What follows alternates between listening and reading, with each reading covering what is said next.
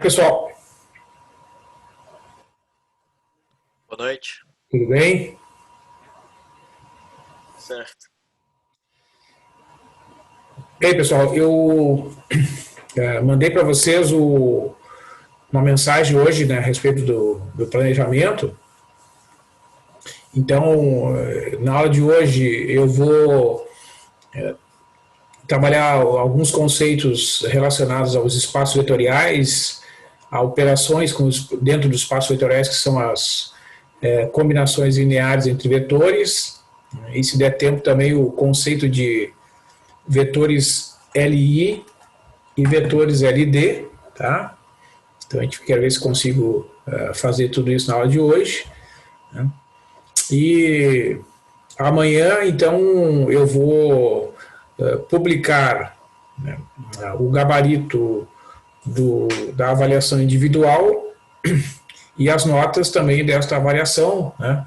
Aí vocês terão o gabarito para fazer uma autoavaliação, digamos assim, né? E aí, a partir da semana que vem, quem quiser maiores esclarecimentos, eu vou respondendo, né, sobre por que, bom, não tirou 8, tirou 9, tirou 10, enfim. Quem tirou 10 geralmente não questiona, né, sobre os resultados da avaliação, né, mas às vezes a pessoa cria uma expectativa de uma nota e depois acaba sendo atribuído um valor diferente, então é natural que a pessoa pergunte e aí eu vou respondendo, né? Eu não tenho conseguido, pessoal, registrar ali no Moodle todas aquelas observações que, né, vocês já receberam em algumas avaliações, porque às vezes o Moodle me deixa na mão, digamos assim, usando uma expressão popular. Estou ali escrevendo, ele trava, e aí, então, para não eu ficar preso numa atividade, eu faço a avaliação e publico a nota, né, sem deixar registrado aquele comentário, porque naquele momento não é possível, aí depois surgem outras atividades, então eu vou respondendo na medida que as pessoas perguntam, tá? Então essa é a razão pela qual nem sempre eu consigo registrar todas as observações assim de modo, né, instantâneo, digamos assim, tá? Bueno, de todo modo, né, a maior parte dos alunos conseguiu resolver bem as questões. Eu havia comentado, né, com vocês que alguns de vocês que estão aqui me ouvindo têm acompanhado as aulas, né, com mais assiduidade, né, e aí vocês ouviram, eu comentei que poderia ser usado, né, o GeoGebra para gerar os gráficos das curvas, e porque assim, em função aqui dos recursos que eu tenho disponíveis, sabe, pessoal, não é possível dar todos os detalhes que são necessários às vezes para o traçado de certas curvas. Por exemplo, no caso de uma circunferência, né, alguns tiveram dificuldade ali em traçar a circunferência à mão livre. O instrumento mais adequado é o compasso, né? Usando um compasso, a pessoa consegue fazer um bom traçado de uma circunferência, uma vez identificado o centro e o raio da curva, né? Agora, a parábola é uma curva que não é tão simples para a gente fazer o gráfico, a menos que vocês interpretem como uma função. Aí, fazendo uma tabela de pontos, né? Escolhe valores de x, calcula os valores de y, aí tu terá uma série de pontos, aí unindo os pontos, né, o gráfico será traçado corretamente. A outra forma é usando a propriedade definidora da parábola, né, que é pegar pontos que são equidistantes do foco e da reta diretriz. Então, através dessa técnica é possível também traçar corretamente a parábola, né. No caso da elipse, que, né, como a soma das distâncias dos pontos aos focos é uma constante igual a 2a, né, existem técnicas também para traçado da elipse, e no caso da hipérbole, a melhor técnica é a traçar das retas assíntotas, né, que eu comentei com vocês. Então, quem alguns de vocês usaram as retas assíntotas, o traçado fica bem definido, né. Do contrário, a hipérbole fica uma curva, né, um tanto pobre. Então, por isso que eu recomendei que, nesse caso, né, excepcionalmente, vocês utilizassem algum software, né, no caso o GeoGebra ou algum outro, para o traçado do gráfico das curvas. Mas então, pessoal, eu vou iniciar a aula de hoje, conforme disse para vocês. Eu vou fazer uma apresentação usando os recursos do PowerPoint e vou explicando ali os conceitos, tá? Se vocês tiverem dúvidas, vocês perguntem, não tem nenhum problema, né? Como nas outras vezes, né? Fiquem à vontade aí para fazer perguntas, tá? Tem alguma dúvida sobre o que eu falei ou posso iniciar ali?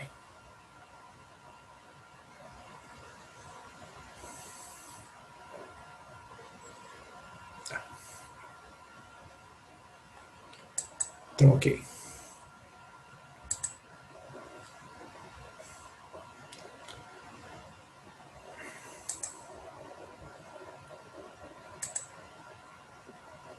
Estão enxergando aqui, pessoal, a apresentação?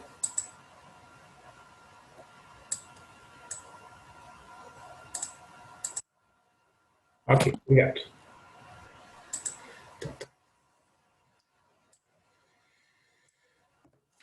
Então, assim, os espaços vetoriais, pessoal, são modelos matemáticos, são estruturas que dão o suporte teórico para diversas aplicações, né, na economia, na biologia, na ciência da computação, né, e na modelagem de circuitos elétricos, né. Então, os espaços vetoriais são estruturas que têm elementos genéricos, né, dos conjuntos que são chamados vetores, e são feitas algumas operações com esses vetores e essas operações têm certas propriedades que nós vamos ver aqui. Então, eu vou apresentar para vocês a definição formal, né, o espaço vetorial real. Tá? Então, é um conjunto V não vazio com duas operações. Soma, que pega dois vetores U e V e faz a adição, ou soma, né, U mais V, e a multiplicação por escalar. Né? Pega um número real, K, e multiplica pelo vetor V. Tá? Então, U, V, W são vetores, né, são elementos do espaço vetorial V, que serão chamados de vetores. E aqui nessa notação, né, o A e o B são números reais, e uma vez definidas as operações de adição de vetores, né, U mais V, que resulta num vetor também do espaço vetorial V. A multiplicação por escalar de um vetor, né, por um número, que o resultado é também um vetor dentro do espaço vetorial V. Estas operações de soma ou adição de vetores e multiplicação por escalar devem satisfazer 8 propriedades, né, que são as seguintes. Então, aqui a primeira propriedade diz que a operação de adição ou soma de vetores é associativa, né? A operação de vetores, de adição de vetores é também comutativa. Né? Existe um elemento neutro, o vetor nulo, dentro do espaço vetorial V, né? Que satisfaz a condição que é conhecida já das operações de adição com números reais. Né? Então, um vetor U somado com um vetor nulo é igual ao vetor nulo somado com o vetor U, e o resultado é o próprio vetor U. Então, o zero aqui é um símbolo que representa o vetor nulo. Né? Então, em cada espaço vetorial, que a gente vai ver depois alguns exemplos, o vetor nulo terá uma certa expressão. Então, todo vetor tem um simétrico, um vetor menos U, pertencente ao espaço vetorial V, tal que a soma do U com o menos U é igual ao vetor nulo. E aqui as 4 últimas propriedades são relacionadas à multiplicação. Né? Então, o número A multiplicado pela soma U mais V é igual a A vezes U mais A vezes V. É como se fosse a propriedade distributiva aqui, né, da multiplicação por escalar em relação à soma de vetores. E aqui é o contrário, né? A soma de dois números, A mais B, multiplicada pelo vetor U, é igual à soma dos produtos A por U com B por U. Né? Então, tanto faz eu somar os dois vetores, depois multiplicar por U, ou multiplicar cada um deles previamente e depois somar. Os resultados serão os mesmos. Se eu multiplicar A vezes B e depois multiplicar por U, o resultado é igual a multiplicar primeiro B por U e depois multiplicar o resultado por A. E o número 1 multiplicado por qualquer vetor U é igual ao vetor U para todo vetor pertencente ao espaço vetorial V. Então, como está dito ali, né, na definição, os elementos desse espaço vetorial são chamados de vetores. Tá? Então, no caso do Rn, que é um exemplo típico, né, de espaço vetorial que nós conhecemos, no caso do plano n igual a 2, nós temos o R2, né, não é R ao quadrado, é R2, né, é o plano cartesiano. Né, cada vetor é um par de números x e y. Né, então, a adição de vetores, se eu pegar um vetor U de coordenadas, o 1 e o 2, pertencentes ao R2, e o vetor V, pertencente ao R2, com coordenadas V1 e V2, então as operações usuais de adição e multiplicação por escalar estão dadas aqui. Ó. Somar U mais V é igual a somar U1 mais V1, aqui na primeira posição, e somar U2 mais V2 na segunda posição. Então a soma desses dois vetores é um vetor do R2, e a multiplicação de um vetor qualquer U por uma constante K é definida dessa forma. Multiplica-se o K pelas coordenadas U1 e U2 do vetor U, e o resultado será um novo vetor do R2. Um segundo exemplo, então, de espaço vetorial é o conjunto das matrizes 2×2, né, que é representado por alguns autores dessa forma, né, o conjunto das matrizes 2×2 são matrizes dessa forma, né, A, B, C e D, A, B na primeira linha, C e D na segunda linha, onde o A, o B, o C e o D são números reais quaisquer. Né? Então, variando, né, todos os valores possíveis e imagináveis para A, B, C e D, eu vou ter o conjunto das matrizes 2×2, né? Evidentemente esse conjunto é um conjunto com uma infinidade de elementos, né? Já que o A, o B, o C e o D são números reais arbitrários. E esse conjunto, munido das operações usuais de adição de matrizes e multiplicação de matrizes por um número qualquer, forma um espaço vetorial real. Né? Então aqui está a demonstração, né? Se eu pegar três matrizes U, V e W, que é a operação de adição U mais V mais W é associativa, está todo o desenvolvimento aqui. Né? Depois eu vou gerar o PDF desta apresentação, vocês poderão reproduzir isso detalhadamente para comprovar que, somando U mais V com o vetor W, o resultado é igual a somar o vetor U com o vetor V mais W. Né? A operação de matrizes, de soma de matrizes, né, é uma operação comutativa, então somando a matriz U mais V, o resultado final é igual à soma da matriz V mais U, como está demonstrado aqui. Qual é o vetor nulo desse espaço vetorial? É a matriz formada só de zeros. Né? Qualquer outra matriz somada com esta aqui, o resultado será a própria matriz U. Então, ó, somando a matriz U com a matriz 0, né, que é o vetor nulo desse espaço, ABCD mais 0, 0, 0 vai dar ABCD, que é o próprio vetor U. Né? Então, da mesma forma, se eu somar a matriz nula ou o vetor nulo com o vetor U, vai dar o vetor U. Né? Então, realmente, este elemento aqui é como se fosse o número 0 lá na soma de números reais. E para toda a matriz 2×2, né, U representada por A, B, C e D, a matriz simétrica menos U, que é menos A, menos B, menos C e menos D, satisfaz a condição, né? U somado com menos U, A, B, C, D somado com menos A, menos B, menos C, menos D vai dar o vetor nulo, ou seja, a matriz formada de zeros. Né? E para qualquer T pertencente aos reais, a multiplicação de T pela soma U mais V vai satisfazer a propriedade distributiva, como está demonstrado aqui. Se eu tiver uma soma de números T mais S multiplicado por uma matriz U, vai satisfazer também a propriedade distributiva, que o resultado será igual a T vezes U mais S vezes U. Eu tenho aqui uma propriedade associativa, né? T vezes S multiplicado por U é a mesma coisa que T multiplicado por S vezes U. E finalmente, né, se eu multiplicar uma matriz U pelo número 1, significa multiplicar cada elemento dessa matriz por 1, que é a própria matriz U. Então as 8 propriedades definidoras de espaço vetorial são satisfeitas, portanto, esse conjunto é um espaço vetorial. Dentro dos espaços vetoriais, existem certos subconjuntos muito importantes, que são os subespaços vetoriais. Então, a definição diz que, dado um espaço vetorial V, digamos o R2, né, ou o R3, ou o conjunto das matrizes 2×2,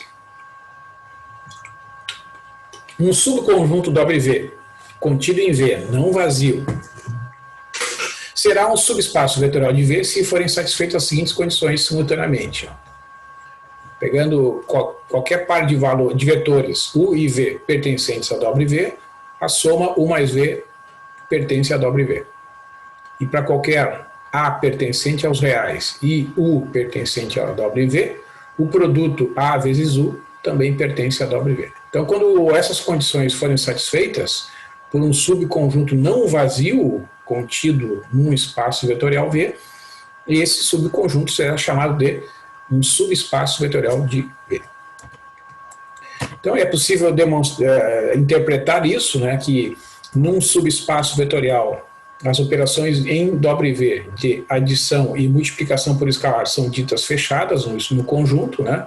Ou seja, os resultados dessas operações estão dentro do próprio conjunto, e qualquer subespaço W de V precisa conter o vetor nulo. Basta eu usar esta segunda propriedade aqui, escolhendo A igual a zero.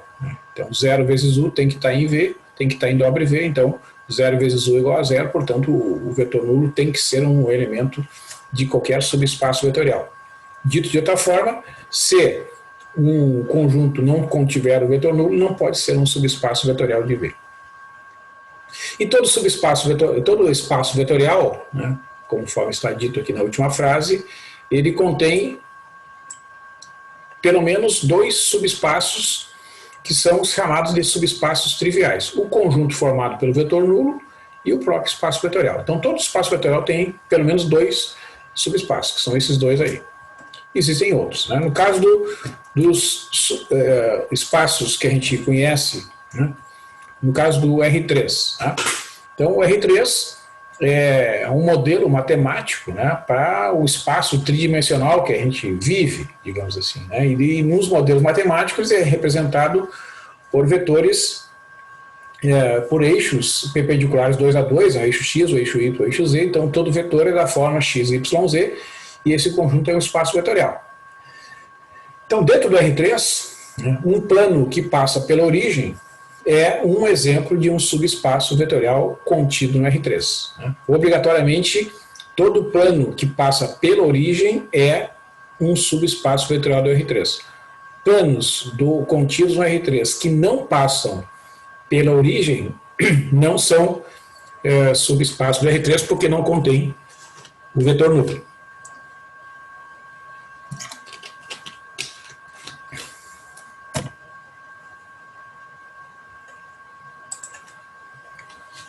Esse exemplo 2, então eu pergunto, né, no caso do R2, considerando o conjunto, o espaço vetorial R2, formado pelos vetores do plano, e esse subconjunto aqui, o WV, são os vetores da forma XY, em que o X é maior ou igual a zero. Esse conjunto é um subespaço vetorial de V, né? Então aqui está uma representação idealizada, né? Essa porção vermelha aqui, que é o semiplano à direita, né, do eixo Y, evidentemente que é ilimitado, né, superiormente, inferiormente, aqui à direita. Né? Então, aqui é uma representação limitada aqui do conjunto WV. Então, eu pergunto se esse conjunto é um subespaço vetorial do WV, e a resposta é não, né? Porque, por exemplo, o vetor 2, 3, ele pertence a esse conjunto, né, porque o x é igual a 2, então, satisfaz a condição para pertencer ao conjunto WV, mas se eu multiplicar esse vetor por menos 2, o resultado será menos 4 e menos 6. Porque menos 2 vezes 2 dá menos 4, menos 2 vezes 3 dá menos 6.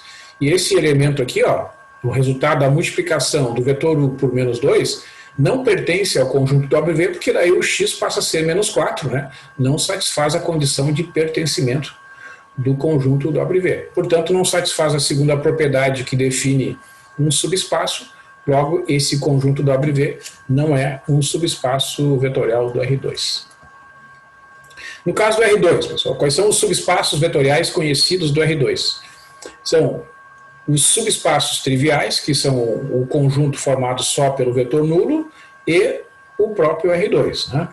E as retas que passam pela origem. Todas as retas que passam pela origem são subespaços vetoriais do R2, que tem esse formato aqui, né, o y é uma constante vezes x, então os vetores dessa forma, xy, em que o y é igual a vezes x, para alguma constante igual a a, né, são retas que passam pela origem e vão ser os únicos subespaços vetoriais do R2 diferentes dos subespaços triviais.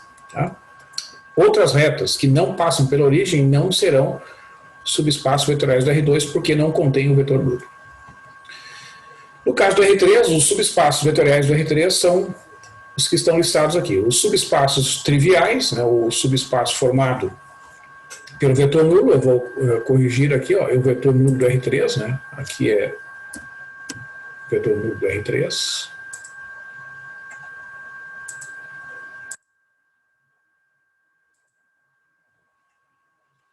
Deixa eu corrigir aqui, já corrigi.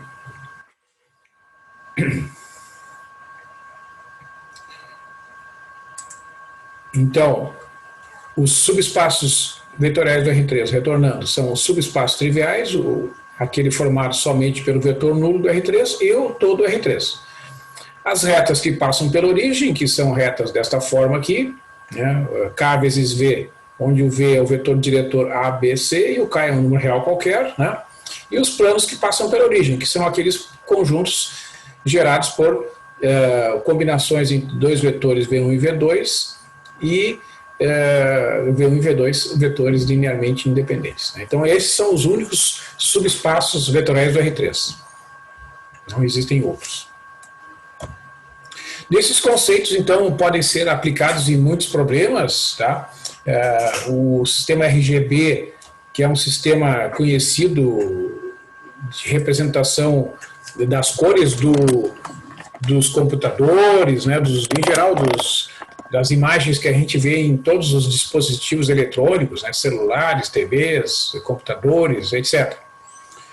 Essas representações geralmente partem de um modelo matemático que considera 3 cores primárias, e um dos sistemas usados é o sistema RGB, o Red, Green, Blue, né, vermelho, verde e azul. Então, combinando frações de vermelho, verde e azul, tu gera um espectro de cores, né, o amarelo, o marrom, o roxo, o mais fraco, mais forte, né, tonalidades do marrom, do amarelo, do próprio verde, enfim.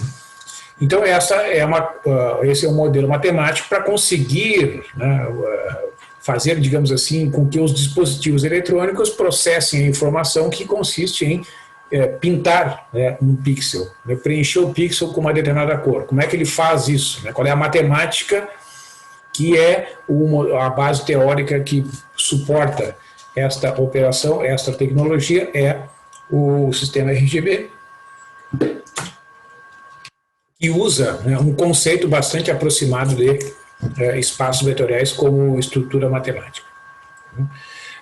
O modelo de insumo-produto, que é um modelo matemático da economia desenvolvido pelo Leontief, é um modelo que utiliza espaços vetoriais, em particular as operações como o Rn, onde o n é um número elevado, porque ele divide a economia em n setores. Então tem países que ele divide a economia com 42, 50, 500 setores. Ele fez esse trabalho ao longo do século XX, né? O Leontief foi um matemático que tem origem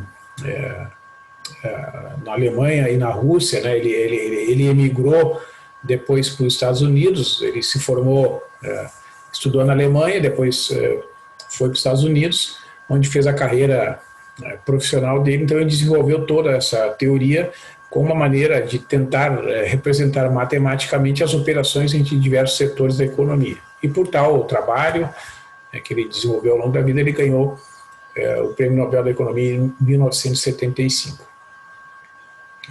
Então esse é um dos exemplos, né, de aplicações deste conceito.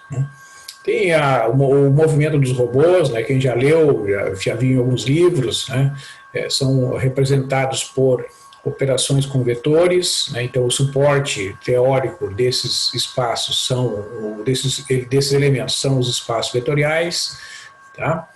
Enfim, aí tem diversas outras aplicações modernas, contemporâneas, né, que vocês poderão encontrar na literatura. Então, retornando ali. O estudo do DNA, enfim, tá? Tem diversas áreas de conhecimento onde vocês vão encontrar aí possibilidades, né, de aplicações desses conceitos.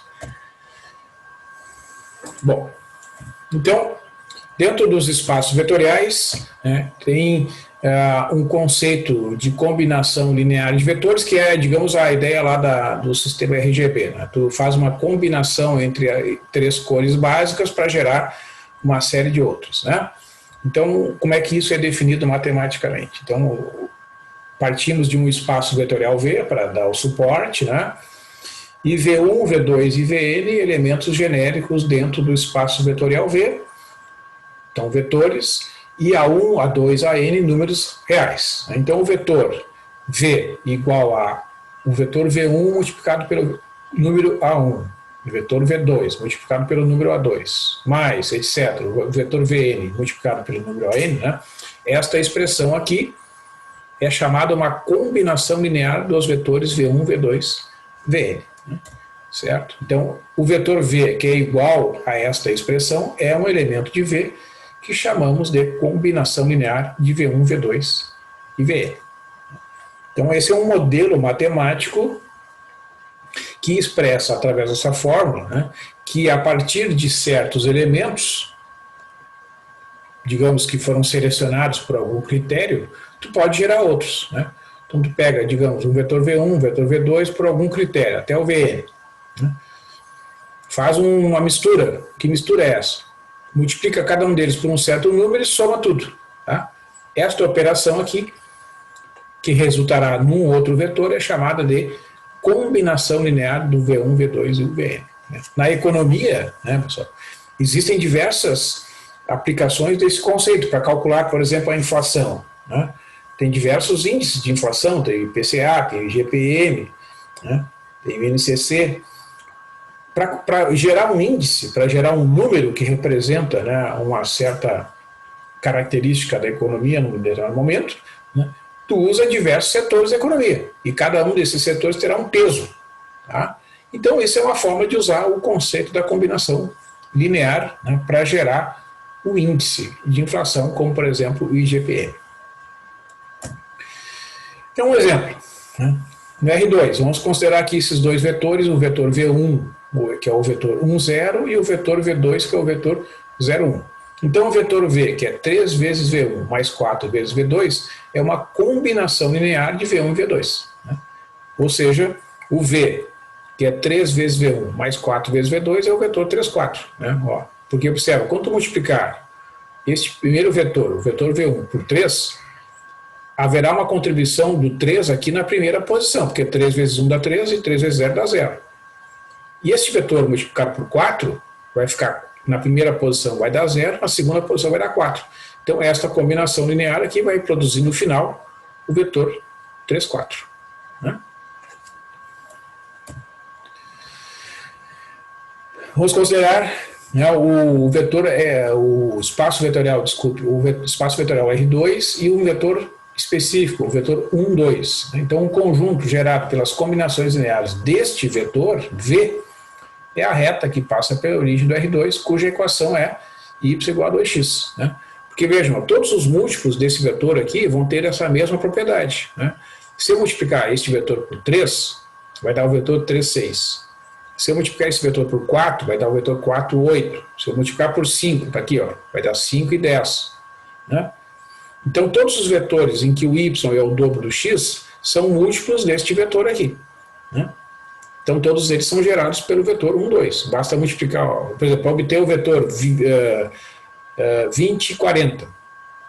Basta multiplicar esse vetor V aqui por 20. Eu vou obter o vetor 20 e 40. Agora, o vetor 10 menos 6, ele não pertence ao espaço gerado por esse vetor, né? Porque, obviamente, o 10 menos 6 não é um múltiplo do vetor 1, 2. Né? Não tem como eu multiplicar este vetor por um único número, de modo que o resultado na primeira coordenada seja 10 e na segunda seja menos 6. Isso é impossível. Então, este vetor 10 menos 6, ele não pertence ao conjunto gerado pelo vetor 1, 2. Os vetores do R3 são todas combinações lineares dos vetores I, J, K. Né? Então, no caso do R3, né, pessoal, existem diversos livros que usam notações para representar a chamada base canônica do R3, que são os vetores I, que é o vetor 1, 0, 0, o vetor J, que é o vetor 0, 1, 0, e o vetor K, que é o vetor 0, 0, 1. Então, todo vetor do R3 é uma combinação desses três aqui. O vetor x, y, z qualquer é x vezes o vetor 1, 0, 0, y mais o y vezes o 0, 1, 0, mais o z vezes o 0, 0, 1. Então, quando eu multiplico o vetor i por x, somo com o vetor j por y, mais o vetor k multiplicado por z, isso aqui é uma combinação linear dos vetores i, j e k que produz o vetor x, y, z. Significa, então, que todo o vetor do R3 é uma combinação desses três aqui, do I, do J e do K. Então, como é que a gente verifica que um determinado vetor é ou não combinação linear de um conjunto de vetores dados? Então, vamos ver este exemplo aqui. Vamos considerar os vetores 1, 2, menos 1 e o vetor 6, 4, 2.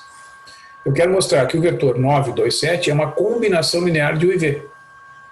E quero mostrar que o vetor W', que é o vetor 4, menos 1, 8, não é uma combinação linear de U e V. Então, para isso, eu suponho, né, que o vetor 9, 8 e 7, que é o primeiro ali, ó, né, aqui no enunciado eu escrevi errado, então já vou corrigir. 9, 8 e 7. Pronto.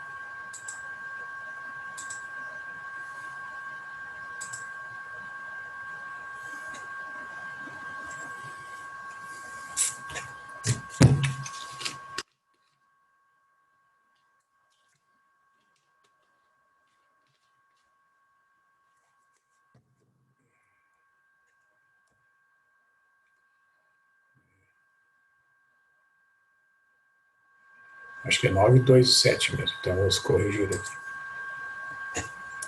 Vamos corrigir de novo. 9, 2.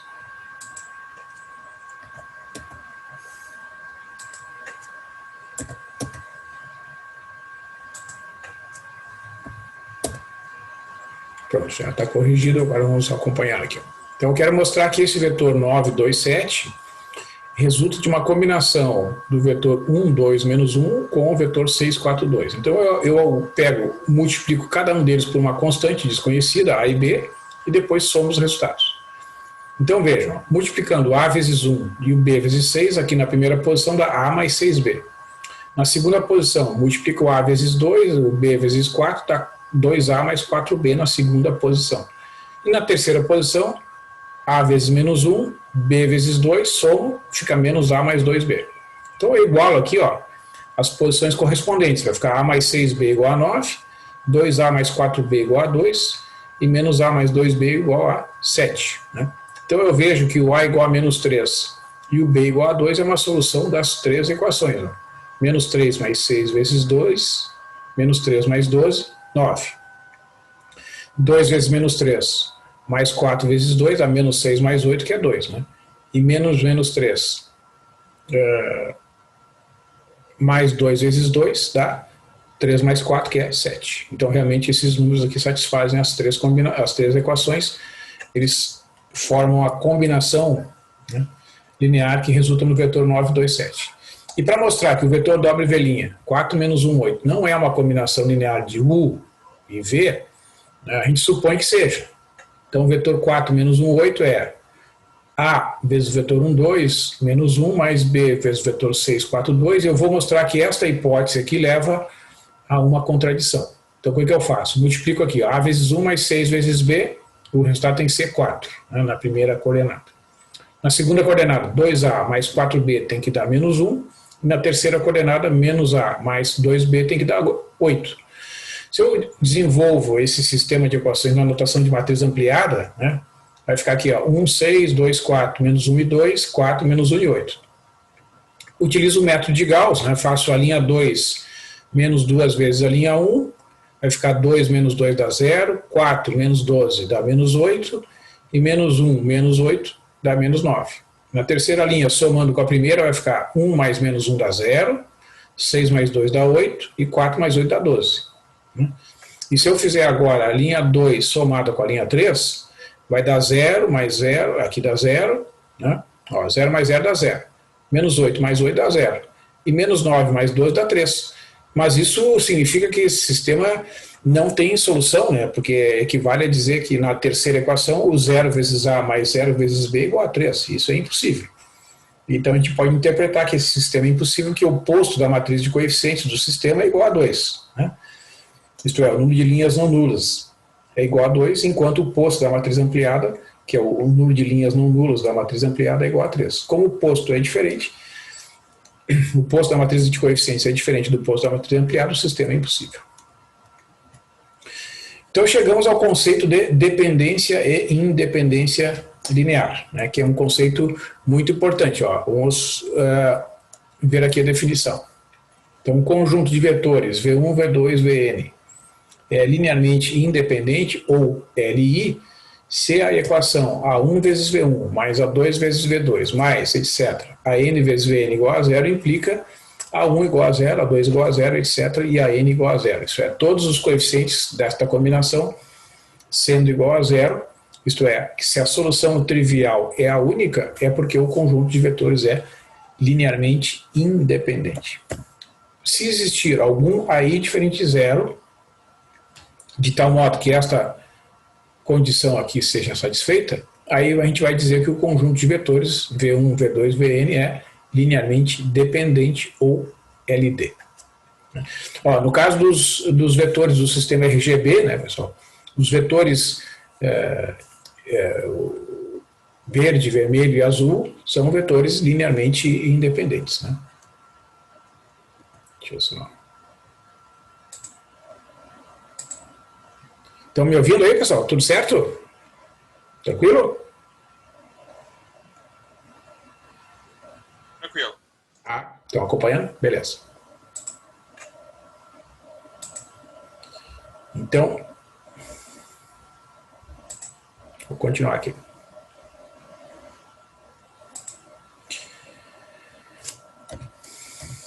Então, vamos ver alguns exemplos, né, de conjuntos LI e LD no R2, para começar a ilustrar esses conceitos. Então, esse conjunto formado pelo vetor 2, 4 e 4, 8, a gente diz que a propriedade é do conjunto. A gente vai dizer que o conjunto formado por esses dois vetores é linearmente dependente, porque se vocês fizerem essa combinação aqui, ó, 2 vezes 2, 4, menos 1 vezes 4, 8, vai dar o vetor nulo, ó, porque 2 vezes 2 dá 4, menos 4 dá 0, na primeira posição, né? E na segunda posição, 2 vezes 4 é 8, menos 8 vai dar 0 também. Então é possível exibir uma combinação linear entre os vetores do conjunto que resultam no vetor nulo, e isso quer dizer, por definição, que o conjunto é linearmente dependente, pois existe uma solução, ó, com coeficientes diferentes de zero, né, na combinação linear que resulta no vetor nulo. Tá? Dito de outra forma, esses vetores, se vocês fizerem a representação gráfica, vocês vão ver que eles são colineares, eles estão sobre a mesma reta, por isso que eles são linearmente dependentes. O exemplo 2 é um conjunto de vetores linearmente independente, né, porque se nós fizermos a combinação linear A vezes o vetor 1, 0, mais B vezes o vetor 0, 1 igual ao vetor nulo, e desenvolvendo este resultado, nós vamos chegar à conclusão que o vetor A,0 mais o 0,B é igual ao vetor nulo, isto é, o vetor A,B é igual ao vetor nulo, portanto, o A igual a 0 e o B igual a 0. É a única solução possível que desta combinação linear resulte no vetor nulo, portanto, eles são linearmente independentes. Se vocês fizerem a representação gráfica desses dois vetores, vocês vão ver que eles não são colineares, né? Eles formam entre si um ângulo de 90 graus e, como são dois vetores não nulos, eles são linearmente independentes.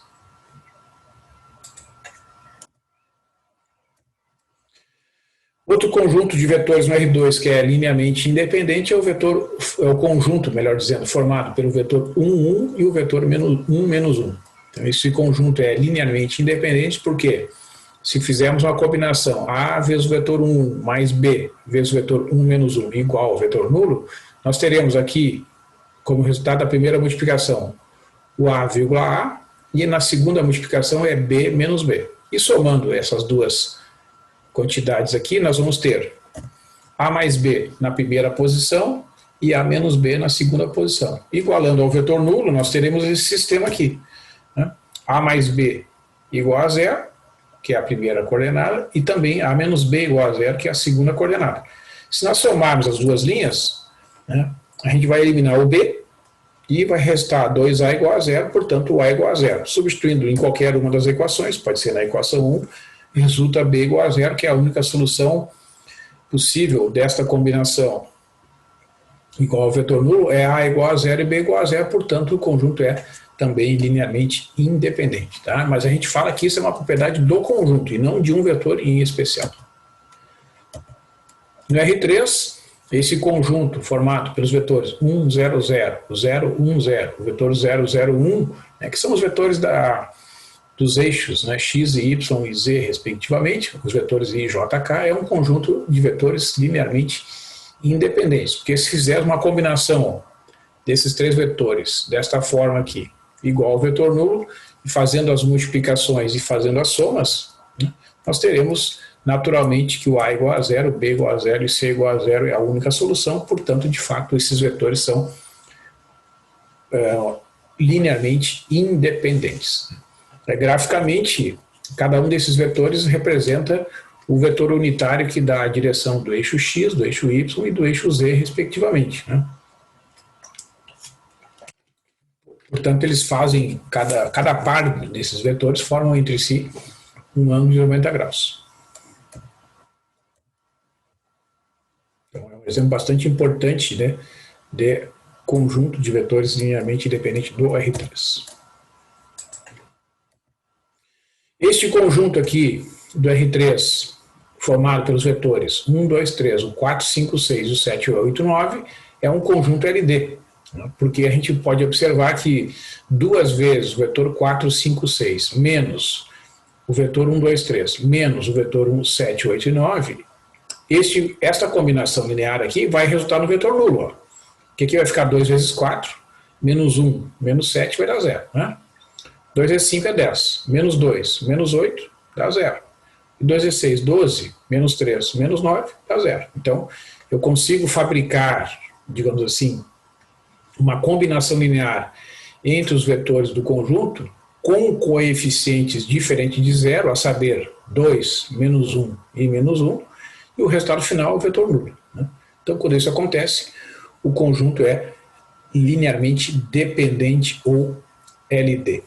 E eu faço a observação que é possível encontrar outras combinações que vão resultar no vetor nulo com coeficientes diferentes de zero.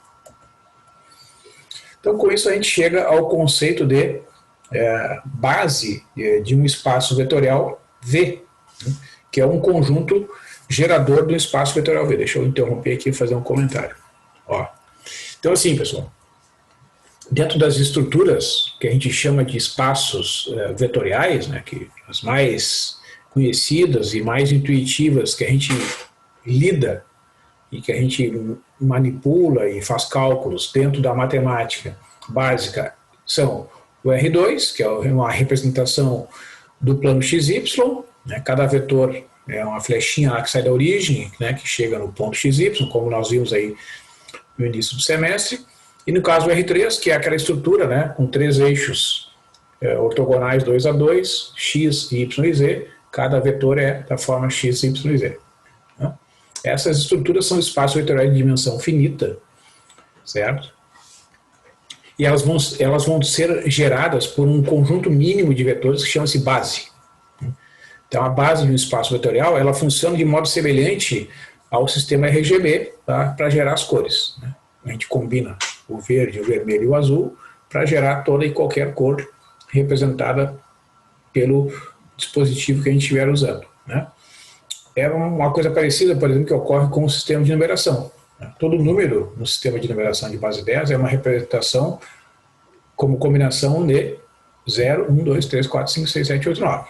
Na base 2, Todo número é uma combinação de zeros e uns. Né? Então a base é o conjunto de elementos mínimo que tu precisa para gerar todo mundo. Né? Então, de forma semelhante, é o conceito de base de espaço vetorial. Ó.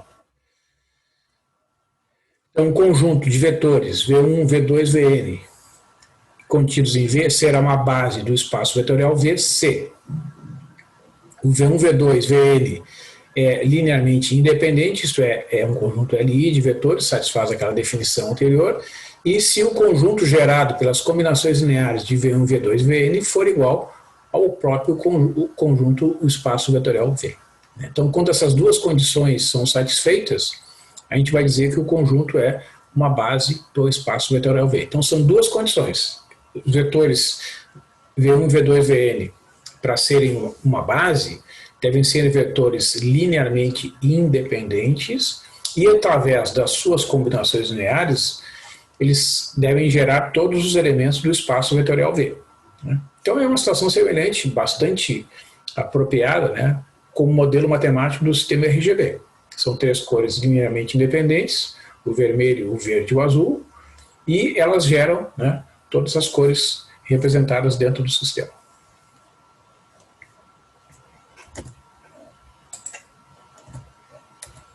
Então, no R2, né, uma base que é bastante conhecida é a base formada pelos vetores 1, 0 e 0, 1. E em muitos livros, esses vetores são chamados de vetor E1 e E2, respectivamente. Alguns autores chamam de IJ. Né? Então, essa base é uma base do espaço vetorial V, que é o R2, conhecida como a base canônica do R2. Né? Por que a base canônica? Porque é uma base muito simples, em que as operações realizadas são feitas de modo quase que automático. É mais ou menos como a base 10 no sistema de numeração. Então, esse conjunto é linearmente independente, nós já vimos ali em exemplo anterior, né, que esse conjunto é linearmente independente, e todo vetor xy é uma combinação linear dos vetores E1 e E2. Né? Por quê? Todo vetor xy é x vezes o vetor 1, 0, todo vetor xy é x vezes o vetor 1, 0 mais y vezes o vetor 0, 1. Ou seja, o vetor V é x vezes E1 mais y vezes E2. Não precisa nem fazer contas, né, para descobrir aqui os coeficientes dessa combinação que resultam lá no final no vetor xy. Por exemplo, se eu quiser o vetor 5, 7, eu preciso multiplicar o primeiro vetor por 5, então fica 5 vezes o vetor 1, 0 mais 7 vezes o vetor 0, 1. Né? Os próprios coeficientes do vetor são os coeficientes da combinação linear, no caso da base canônica. Então, como eu estou dizendo ali, a notação I e J também é utilizada para a base canônica do R2, onde o I é o vetor 1, 0 e o J é o vetor 0, 1. Tá? Então, são duas notações, ou E1 e E2, ou I e J, para a base canônica. Outras bases do R2 aí não vão ser chamadas de base canônica. A única base que é chamada de base canônica é a base formada pelo vetor 1, 0 e 0, 1 nesta ordem.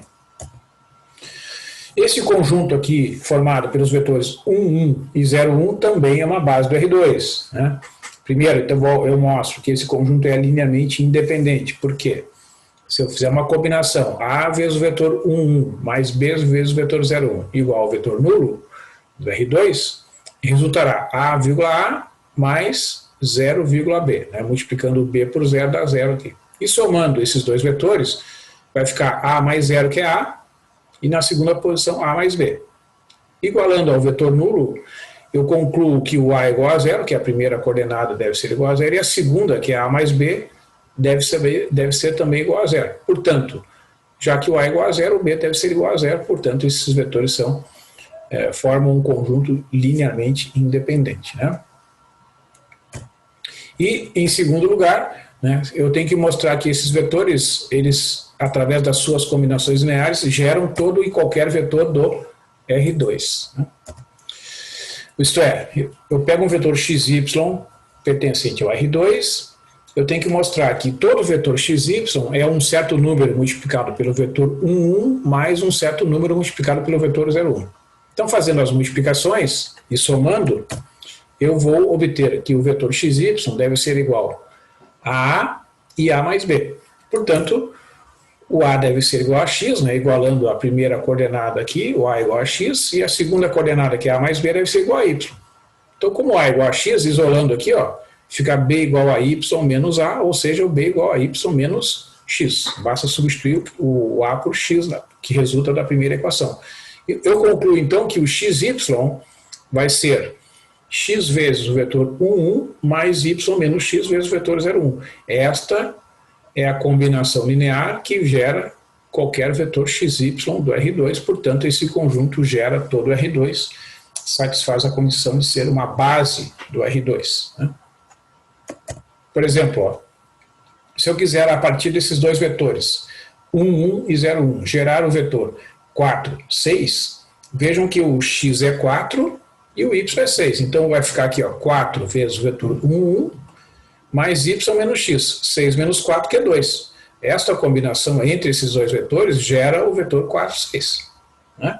Então vejam que quando eu trabalho com uma base que não é a base canônica, os coeficientes da combinação linear que geram um dado vetor vão ter valores que podem ser diferentes das coordenadas do próprio vetor. Ou seja, nesta base aqui, o vetor 4, 6, na verdade, é o vetor 4, 2. O vetor 5, 1 vai ser resultado de observar que o x é 5 e o y é 1. Né? Então vai ficar x vezes o vetor 1, ou seja, 5 vezes o vetor 1, mais y menos x. 1 menos 5 é menos 4, que multiplica o vetor 0, 1. Então esta é a combinação que gera o vetor 5, 1. Ou seja, na base formada por esses dois vetores, 1, 1 e 0, 1, o vetor 5, 1 é o vetor 5 menos 4.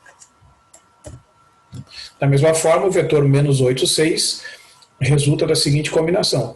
Menos 8 vezes o vetor 1, 1, mais 14 vezes o vetor 0, 1. Dá para ver aqui, até por desenvolvimento, né, é possível verificar que essa igualdade é verdadeira. Então, na base formada pelos vetores 1, 1 e 0, 1, o vetor menos 8, 6 é o vetor menos 8, 14. Já nesse exemplo eu mostro então um conjunto de dois vetores que não é uma base do R2, porque é um conjunto LD. Né? Então um conjunto sendo formado por dois vetores linearmente dependentes no R2 não pode ser uma base do próprio R2. Porque uma das condições para ser base do R2 é que o conjunto tem que ser linearmente independente. No R3, a base formada pelos vetores 1, 0, 0, 0, 1, 0 e 0, 0, 1, né, os vetores E1, E2, E3 destacados ali na tela, é uma base do R3 que é chamada de base canônica do R3. Esse conjunto de vetores é linearmente independente, pois fazendo esta combinação aqui que nós vimos já em exemplo anterior, nós concluímos que o A tem que ser igual a 0, o B tem que ser igual a 0 e o C tem que ser igual a 0. E evidentemente que esses vetores vão gerar todo o R3, porque todo vetor x, y, z é o resultado do vetor x multiplicado pelo vetor E1, né? Porque aqui, ó, este vetor, como só tem o primeiro elemento igual a 1 e os demais iguais a 0, quando eu multiplicar por x, vai dar x aqui na primeira posição, e nas demais vai dar 0. O segundo vetor, o 1 está na segunda coordenada, então ao multiplicar por y, vai dar 0, y e 0. E o terceiro vetor, multiplicado por z, vai dar 0, 0 e z. Na hora que eu somar esses três vetores, vai dar o vetor x, y, z. Né? Então essa é a chamada base canônica do R3, de forma semelhante à base canônica do R2. Já no exemplo 4, eu mostro então um exemplo de um conjunto de dois vetores que não é uma base do R3, porque, embora seja um conjunto linearmente independente, ele não gera o R3. Por exemplo, o vetor 0, 0, 1 não pode ser gerado por esses dois vetores, né? Porque qualquer combinação linear desses dois vetores obrigatoriamente terá a terceira coordenada igual a 0. Então não tem como estes dois vetores gerarem, através de uma combinação linear, o vetor 0, 0, 1, portanto eles não geram todo o R3. E, por fim, né, eu deixo aqui algumas referências bibliográficas para vocês estudarem todos esses conceitos que estão diretamente relacionados. Né? O livro do Provence fala então sobre modelos computacionais para as cores, que a gente enxerga, né, nos dispositivos eletrônicos, o livro do Anton, de álgebra linear com aplicações, que tem uma versão online para consulta através do site da Biblioteca da PUC, o livro do Bachelier, que ele mostra então alguns conceitos, algumas aplicações na biologia das operações com matrizes, espaços vetoriais, e o livro do Leontief, que fala sobre o modelo da economia do insumo produto, que tem um exemplar físico, né, à disposição lá na Biblioteca Central da PUC. Certo, pessoal? Então, nesta hora aqui de aula, mais ou menos, né, que nós tivemos, eu apresentei diversos conceitos para vocês, né, conceito de espaços vetoriais, de conjuntos LI, LD, conceito de base. Né, então agora vocês têm que pesquisar nos livros, trabalhar os exercícios para entender, né, essas diversas definições e eventualmente, né, aplicar aí nas diversas áreas de conhecimento que vocês vão lidar, não só nesta disciplina, mas eventualmente em outras que vocês vão encontrar aí ao longo do curso de vocês. Então, no site ali, no Moodle, né, na página do Moodle, melhor dizendo, vocês vão ter algumas listas de exercícios, tá?